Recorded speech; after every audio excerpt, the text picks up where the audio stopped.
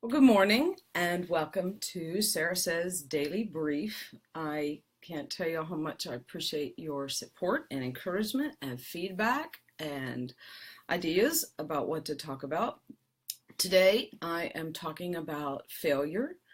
It is my second favorite F word. You know, as a culture, I think we focus a lot on success, but we really don't encourage people who fail. The reason I say that is we talk about failure like it's the worst possible thing that could ever happen, but there's a quote that I want you to think about. It's the master has failed more often than the novice has even tried. And I'm going to say this at the end, but I want you to think about why failure is good. Good morning, Valerie. Failure is good because I think it teaches us far more fully than success ever can. I think we learn lessons that we cannot learn when we succeed. I think that it thickens our skin. We are a very tender culture. We're very sensitive and we take everything personally. And I think failure begins to teach us that stuff happens. Good morning, Tammy. Good to see you. I think that failure gives us experience, which gives us wisdom, but we don't get experience unless we screw up. And y'all are good to me to tell me how wise I am, but it's only because I've screwed up so much, and I mean so much. I've made so many mistakes that I'm able to tell you, oh, hey, don't do that, or don't try that, and here's why. You probably will still do it, but I can at least help you understand why things happen. I think failure hones our skills. It gives us a better ability to discern who are good business partners. It helps us discern who are good team members. It helps us begin to understand what the dynamics of success are because we can see why we fail. Now I'm going to talk to you about why you keep failing. I don't do personal coaching by and large because I have no patience for people. We all want to change, but we don't want to do anything different. We want to lose weight. We want to start a business. We want to, whatever, fill in the blank of whatever it is you want to do, but you don't want to do anything different. And this, my friends, is why you keep failing. The same old habits that got you where you are the ones that keep you moving in the direction that you're moving.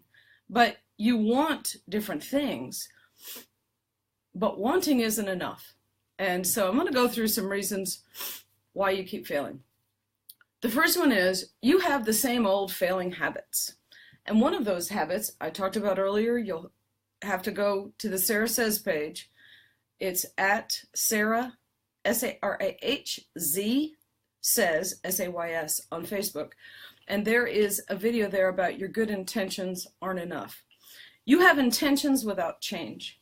You have hope as a strategy.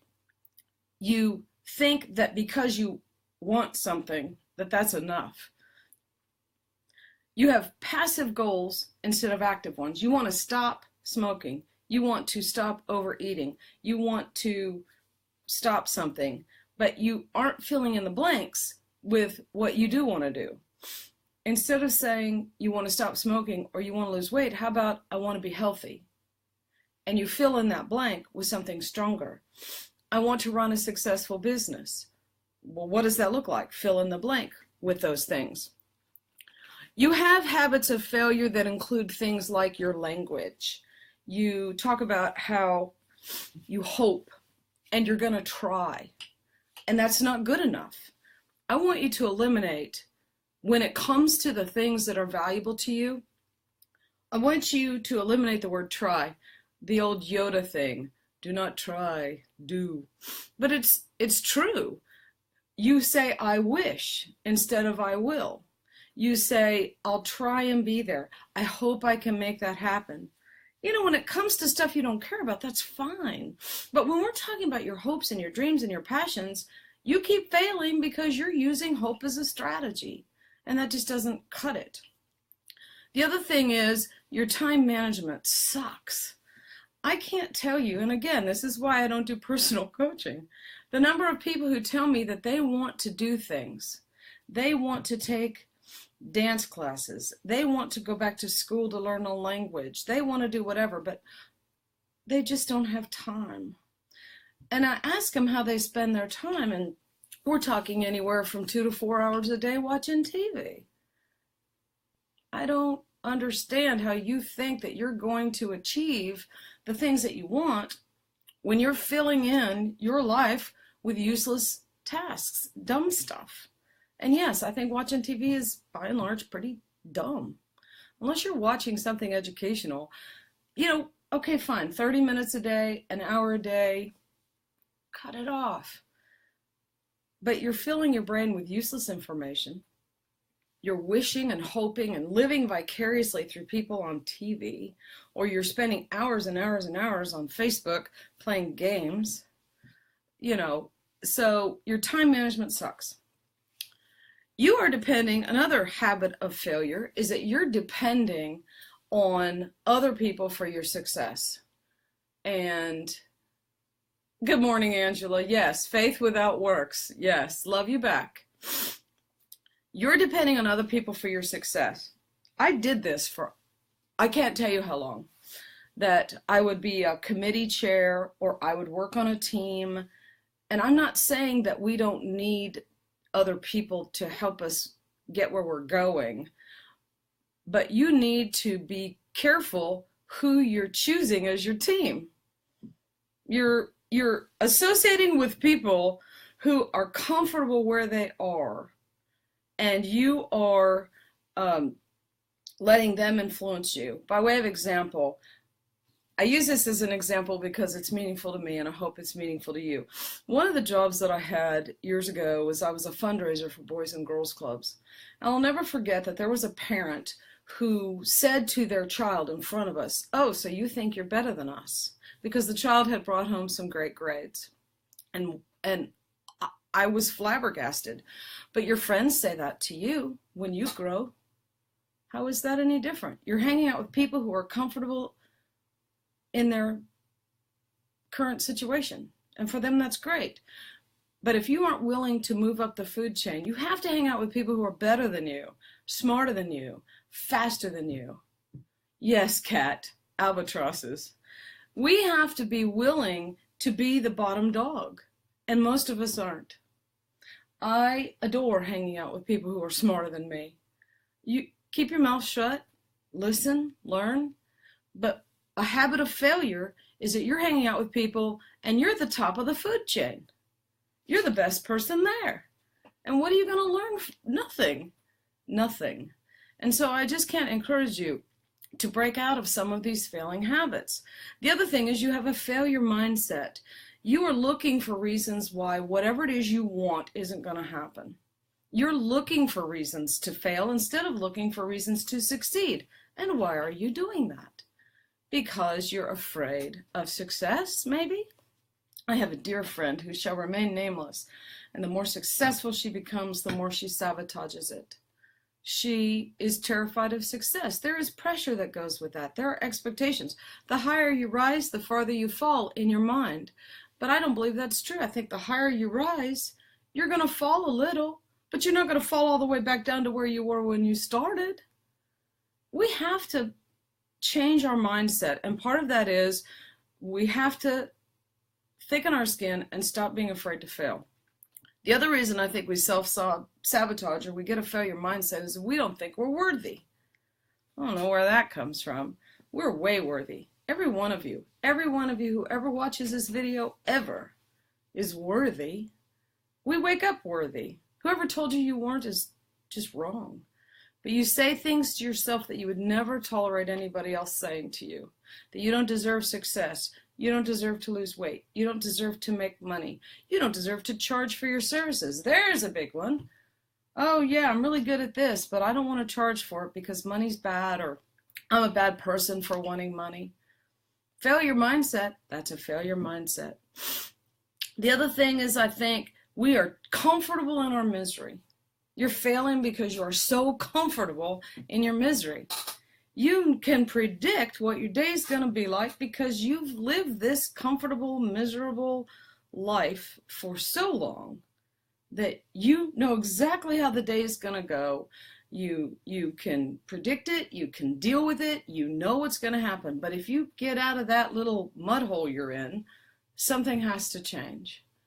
Stephanie Daniels, yes, write a new story. You are the author of the book of your life, and we have one. I get mushy about this. We have one precious life. One.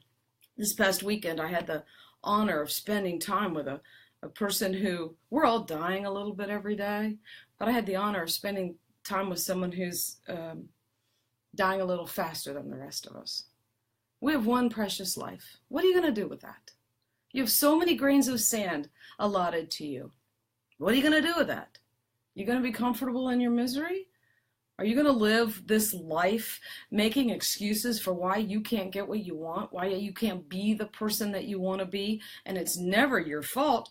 Now, let me say, I lived a life for the longest time where things did happen to me, but they happened to me because of the choices I made to be with people who didn't take care of me, who treated me badly, who did things that they wouldn't have been able to do if I hadn't chosen them to be part of my food chain.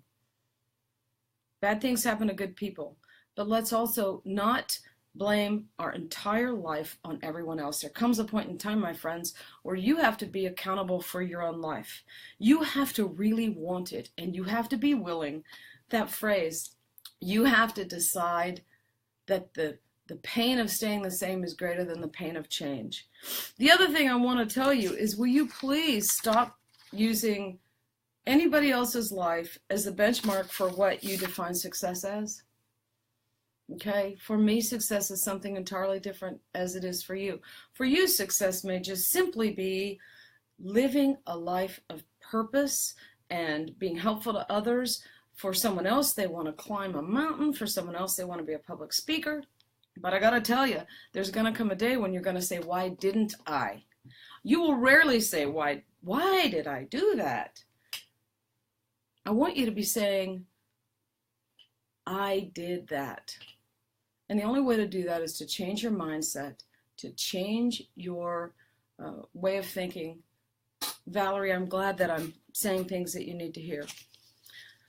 So in summary, let me tell you, there's a book. I did not write it. And I love this book. And I'm going to show you why. If you don't read anything else, this is one of my favorite things. And it's called Simple Disciplines. Okay?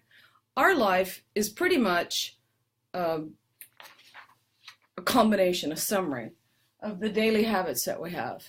Your daily habits pretty much are going to determine where you go in life. It just is. It just is. It isn't fair or not fair. It just is. Your daily habits are going to determine your success or failure.